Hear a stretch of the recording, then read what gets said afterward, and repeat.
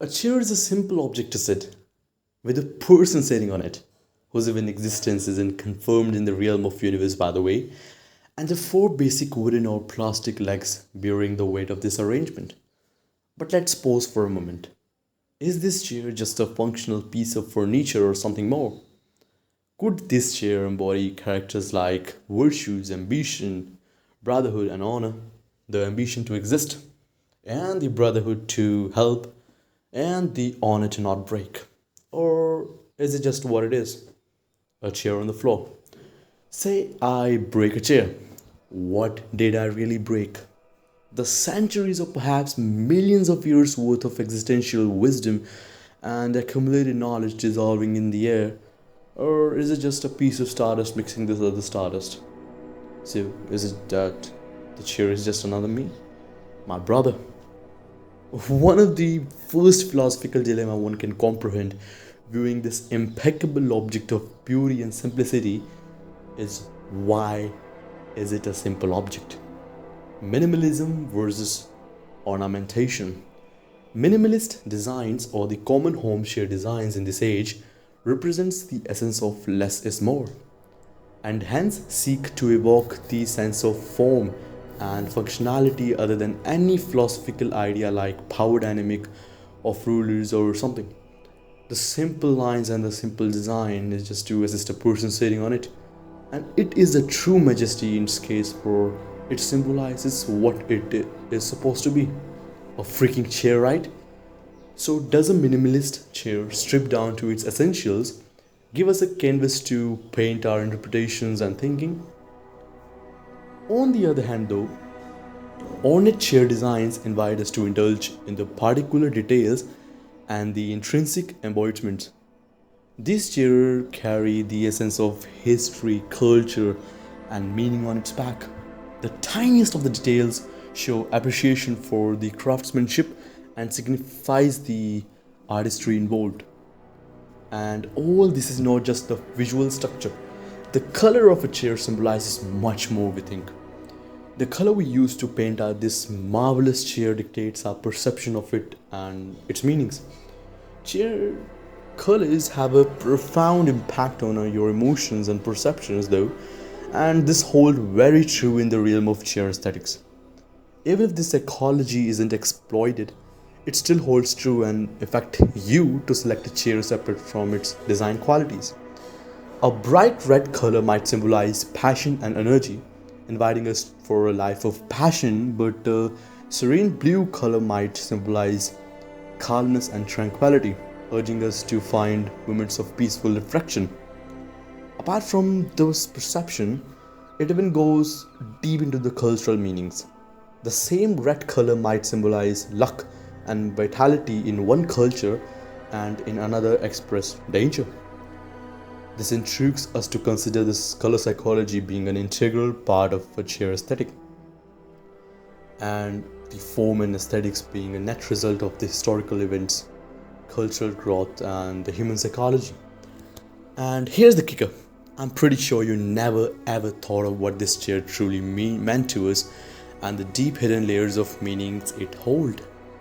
Apart from the simple formation of it and the damn color, the four legs imply something historical and a sense of philosophy we have never talked about. The chair balances itself, right? The structure of a chair is perfectly designed to balance itself. Isn't it beautiful? It is. What if it breaks? What breaks? One leg of a chair. It is kind of hard to sit on.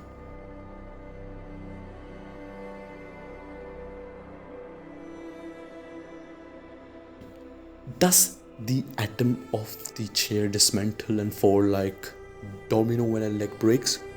Not right. So yeah, that is a good point to be made. These four legs might indicate nothing and everything at the same time. It is visible to the experiencing person, the sitter. Chair's legs are everything for a person sitting on the chair with another set of legs, though, but nothing when he stands from the chair. So, Can a chair symbolize more than just a place to sit? For that, we need to regard the sitter here, a king. I would call the chair as a throne. As chair's legs need to be powerful to withhold the weight, it expresses power and strength as well. Historically, chairs were not as common and similar, and that too economic to the peasants as it is to us today. Though the same chair Jeffrey plays video games on can be used by a CEO to run $1 billion food company or a scam company, and even the same chair can be used by a good entrepreneur on a mission. At honest. Ironically, chairs were not subject to equality, so we had different rules back then, or just opportunities. Benches and stools for the poor, and worthy crafted chairs for the rich and authorized. Chairs spawned as something like a chair during the times of ancient Egypt, Greek, and Roman civilization. And as you might have guessed, they were reserved or just allotted for the high status people. It's like it wasn't the thing for the rest. It just existed for those people. But why? Why did it inflicted power to the world and authorized certain individuals and groups to have power? Why does a person even seek power, and why would he want to sit down on a totally exclusive object? The high status have the same body as the poor do, poor had. They have the same set of hands and legs as we do, then why? If we try to uncover their mindset, it's evident that the power comes with side emotions and seeking tasks. One craving power craves authority, craves decision making, craves the importance, craves the wisdom to be important, craves the lessons, craves the discipline, craves the hard work, craves the motivation, craves the reason, craves the love. It all spawns from the lack of love. A prince with all the power in the world lacks the specific love of minimalism, and the peasant with the power to plow his fields lack the specific love of materialism. A kid in lack of love develops craving for love, craving for knowing the reason, craving for the motivation, craving for the hard work, and so up to craving more power. So by this approach, seeking power is just a lack of love at its core. Perhaps the chairs we are talking about reflected power and strength as a chair, and to the person sitting on it. It gave authority to decide for the civilization's turns and future. The peasants craved for grains and the strength to provide. The richest craved for leadership and the strength to rule. Contradiction exists, but that's just how our beautiful chair was used for. Or was it using the people sitting on it?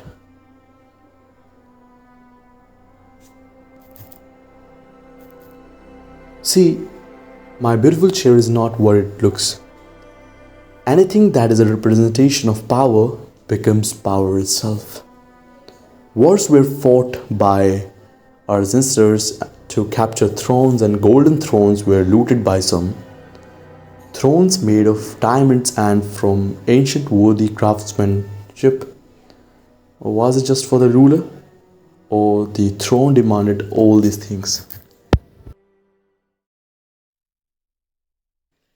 Did the throne, our historical chair, wanted to be looted from India by invaders, or it just happened?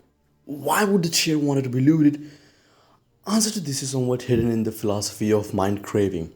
As a human, we crave power and importance for our social hierarchical status and symbol to keep us in the tribe.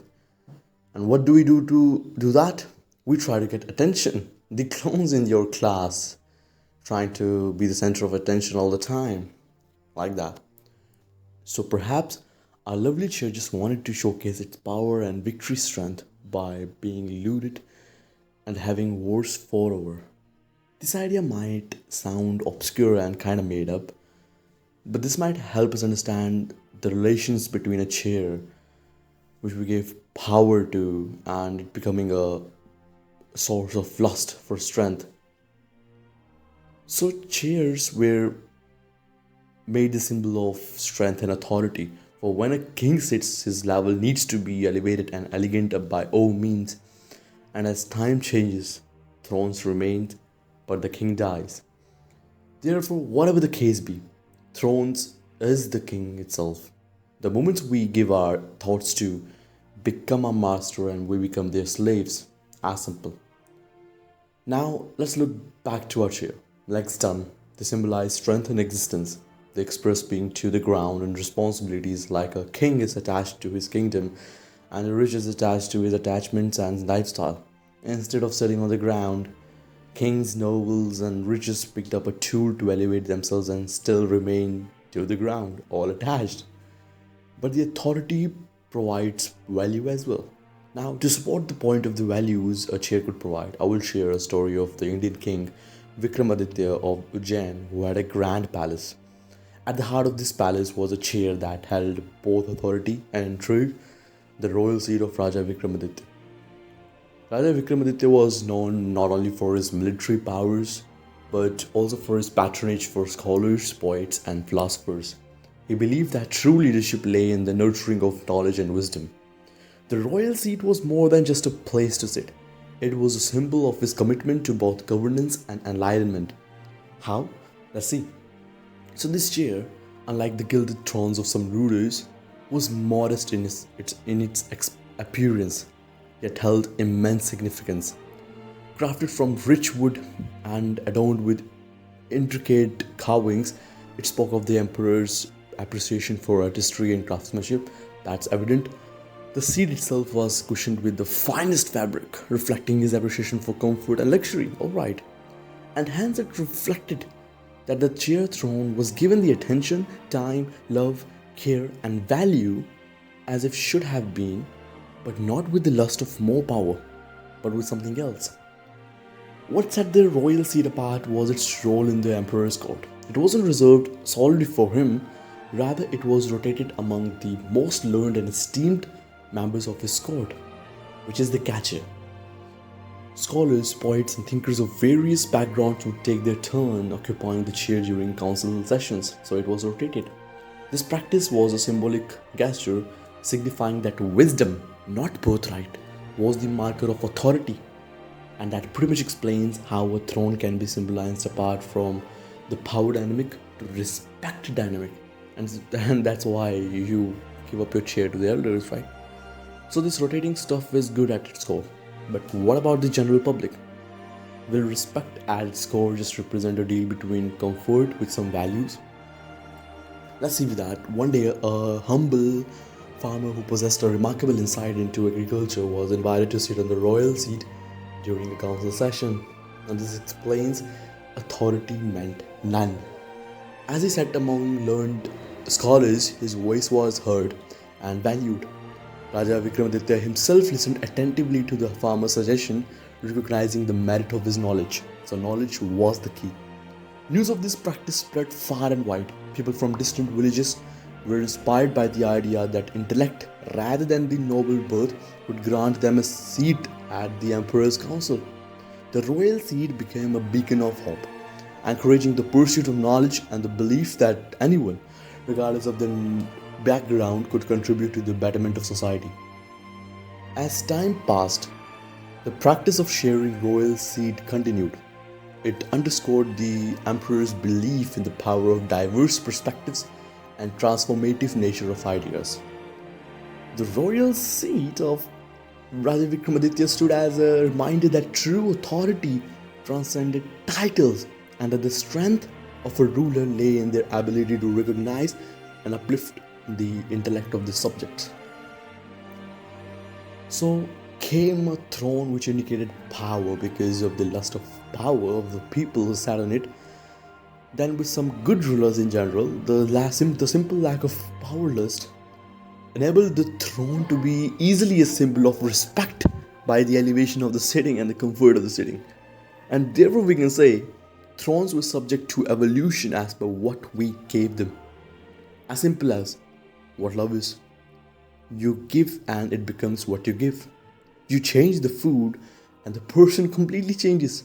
It wasn't in the person, but the food and intention itself, though. With words more like self intention, a person consumes another.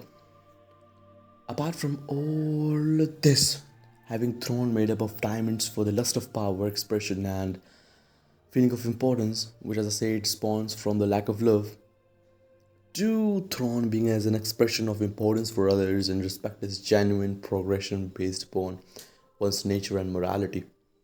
Though the lack of love influencing power deserves its own time, I will cover that in another video. You give your chairs to elders, any random girl, your crush, or Santa Claus, it doesn't matter. What matters is our weird brains accepted the info to even give up the chair. Wait, our brains?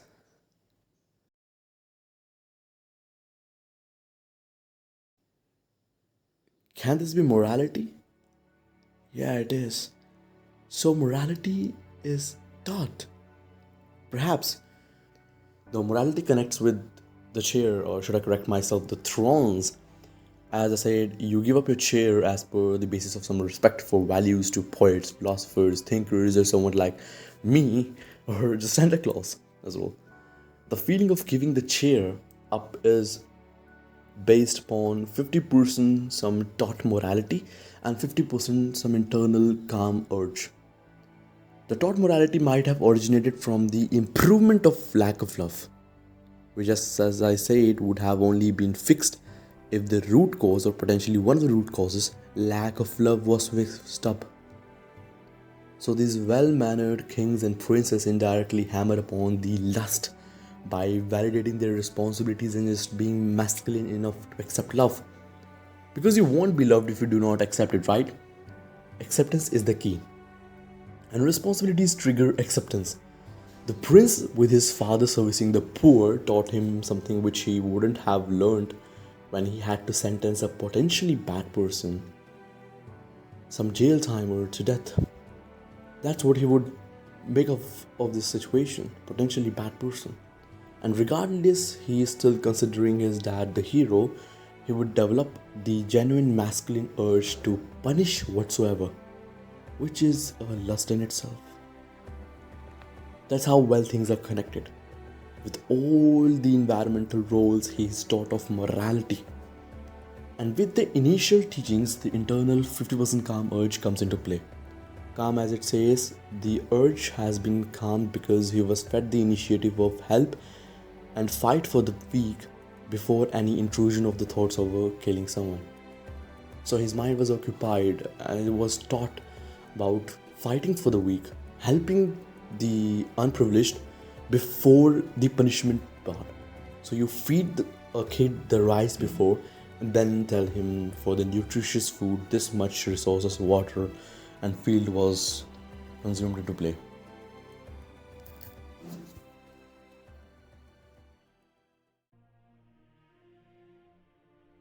So that's how you make a prince a good future king. Does this deserve its own philosophical breakdown? We'll see. But wait, morality doesn't stop completely with the feeding part, the part of the environmental roles and what is expressed to a prince, the rice example. We need to understand the calming urge more because it will help us understand about fatherhood in the next few minutes. Morality is the fixing of insecurities, whether it gets treated environmentally or you gotta fight for it. You can teach a kid to touch elders' legs as a gesture of respect, but without making him realize what it's for and its truest nature, it's far from morality and just an obligation and a habit out of instructions. And all the hence improvements lead him developing a sense of love, respect, responsibility, humbleness, honesty, humility, and on top of all that, good leadership qualities. But what if you aren't a prince? Say you are a growing adult, seeing the world with your naked eyes. Oh, the powerful sees it with a filter until they have left their lust and ego to the shore. You develop the same habits and genuine goodness in you. You become a, a father. You can act like one for the people in need, and like a son for elders looking for home of heart. Father for the one in need, and son for the elders in need. So, how does fatherhood come into play? So, cheers inflict what is inflicted upon it. It's like a mirror. So, leg support and is just like brotherhood of responsibilities and help and criticism. Bad lust of power will make it morally rust, and it may look like a throne still, but it internally it's hollow. The setting support is like respect, our virtues of wisdom, care, and respect for elders and more experienced. But the backrest, armrest, what does it show? For if armrest exists, it's for keeping your arms at all motionless for rest. Just imagine, what do you see a man sitting on a swinging chair with keeping his arms on the armrest seems like doing? Seems like thinking about something. Perhaps it's his family of kingdom. More like fatherhood and leadership. He lead, so he think and stress. And that's what categorizes the priorities and work. How the family will be organized and how will the lands be allotted? Will it be allotted to that one son? Of course, is it because of me that the son is a bit less obedient? No, no, I guess he's just wandering. His heart will make his way back home, where whole the peace exists. Father, we quest for love and peace far away in the lands only to remain unfulfilled. Why, you may ask? Because the quest never ends. The quest of something just is chase of something. And my brothers and girls watching, what happens when a dog chases you? You run. No chase ends with a hug. Or if so then it wasn't a chase in the end. It transcended to being acceptance of feeling and happenings.